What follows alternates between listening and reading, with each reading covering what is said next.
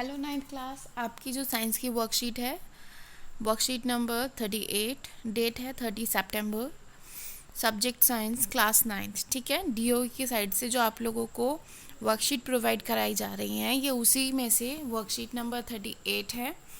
आपका जो टॉपिक है वो है बल तथा गति के नियम, फोर्स। जिज्ञासा दीदी, मैंने देखा है कि जब भी मैं खिलौनों को खींचता या धक्का देता हूँ तो यह चलने लगते हैं। क्या हम किसी वस्तु को चलाने के लिए बल लगाना पड़ता है? उसने क्वेश्चन किया है कि यदि हम किसी वस्तु पर बल लगाते हैं तो वो वस्तु चलने लगती है, तो क्या हमें किसी वस्तु को चलाने के लिए बल लगाना आवश्यक है? ज्ञान, बल्कि हम किसी भी वस्तु को चलाने, रोकने, गति की दिशा या आकार को बदलने के लिए हम बल लगाने की आवश्यकता पड़ती है। आप लोगों ने 8th क्लास में पढ़ा था, जब मैंने आपको पढ़ाया था बल, तो उसमें आपको अच्छे से मैंने बताया था किसी की दिशा परिवर्तन या फिर उसका आकार बदलने के लिए हमें किसकी आवश्यकता पड़ती है, हमें बल की आवश्यकता पड़ती है। अब देखिए, जैसे किसी रबड़ बैंड को खींचते हैं, जब किसी रबड़ बैंड को खींचते हैं, ट्रॉली को धकेलते हैं, चलती कार में ब्रेक लगाते हैं, रोकना या आटा गूंथना आदि, इन सब में क्या हो रहा है? इन सब में हम बल लगा रहे हैं। लेकिन कई वस्तु पर बहुत बल लगाने पर भी कोई गति नहीं होती। यदि दो व्यक्ति एक भारी मेज या पिंड को विपरीत तरफ से धक्का दें या रस्साकशी के खेल में दोनों तरफ के खिलाड़ी एक जैसा बल लगाएं तो मेज या रस्सी बिल्कुल नहीं हिलेगी। ठीक है, जब दोनों व्यक्ति या टीम के विपरीत तरफ के बराबर बल लगाते हैं तो उनके बल आपस में ही खत्म होकर कुल बल शून्य हो जाता है। ऐसे बल को संतुलन बल कहते हैं। जिसमें बल शून्य हो जाता है उस बल को संतुलन कहते हैं। मेज या रस्सी तभी हिलती है जब दोनों व्यक्ति या खिलाड़ी एक ही दिशा में बल लगाएं या फिर एक तरफ का बल दूसरी तरफ के बल से ज़्यादा हो। ऐसी स्थिति को क्या बोलेंगे? असंतुलित बल। देखिए, जिसमें आप दोनों तरफ से बराबर बल लगाया जा रहा है वो होगा संतुलित बल। जिसमें आपका एक साइड ज़्यादा एक साइड कम बल लगाया जा रहा है वो है असंतुलित बल। ठीक है, वस्तु ज़्यादा बल की दिशा में हिलने लगती है, ऐसे बल को असंतुलित बल कहते हैं। ठीक है बेटा, नेक्स्ट है आपका, कोई भी बल अकेला नहीं होता, बल हमेशा जोड़ में होता है। यह दोनों,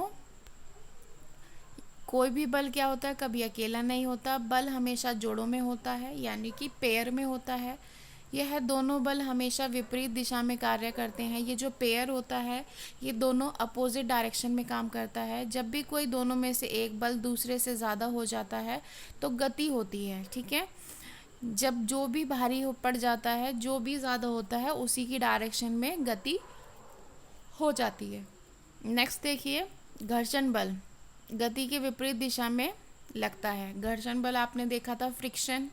आपको याद हो कि हम बोर्ड पे किस से लिखते हैं, चौक से, किस कारण लिखा जाता है, कौन सा बल है, तो आपको यही वो है, घर्षण बल। नेक्स्ट है आपका, जब तक वस्तु पर लगाए जाने वाला बल उसके घर्षण बल से अधिक हो उसे असंतुलित नहीं कहेंगे, तब तक वस्तु नहीं हिलेगी।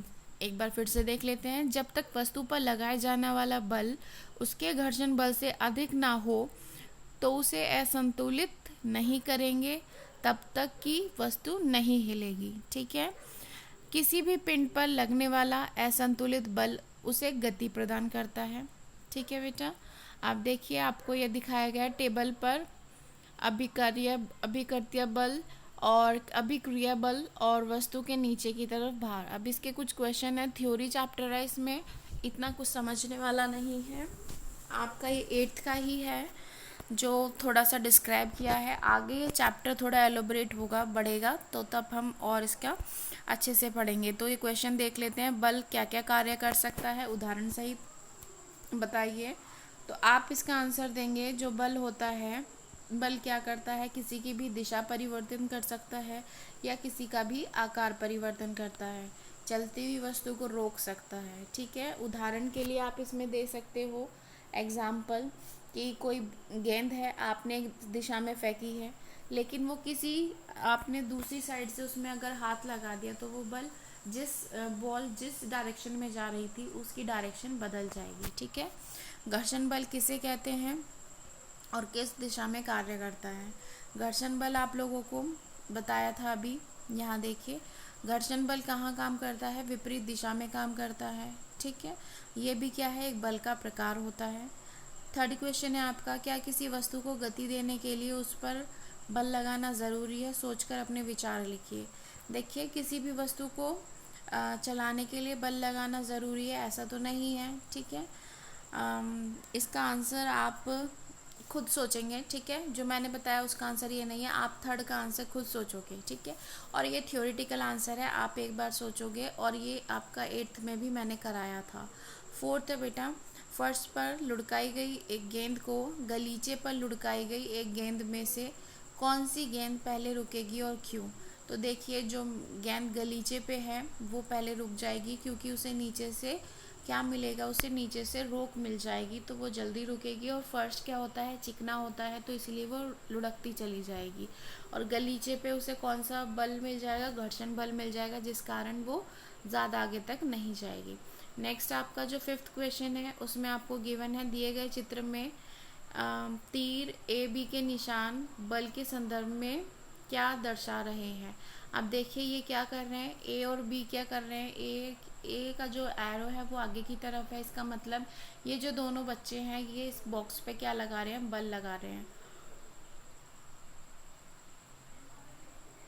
और जो ये बी है, बी क्या है? ए के अपोजिट में जा रहा है, तो आपको पता ही है जो अपोजिट डायरेक्शन में काम करता है वो कौन सा बल होता है? वो घर्षण बल होता है।